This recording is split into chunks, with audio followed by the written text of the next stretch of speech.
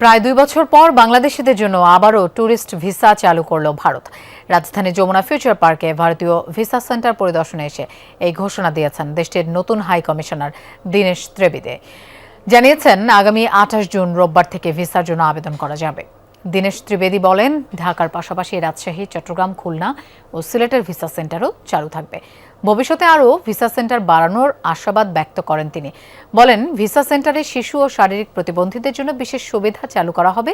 মূলত 24-এর 5 আগস্টের পর থেকে বাংলাদেশিদের ট্যুরিস্ট ভিসা দেয়া স্থগিত করে ভারত। ভারতীয়দের জন্য একই উদ্যোগ নেওয়া হয় অন্তর্বর্তী সরকারের পক্ষ থেকে।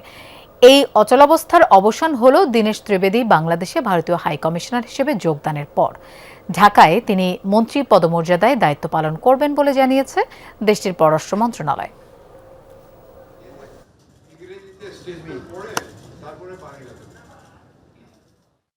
ট্যুরিস্ট ভিসা ওপেন যা নর্মালসি আছে ওইটা করে দিলাম, আর ওইটা আরম্ভ হবে 28 জুন থেকে।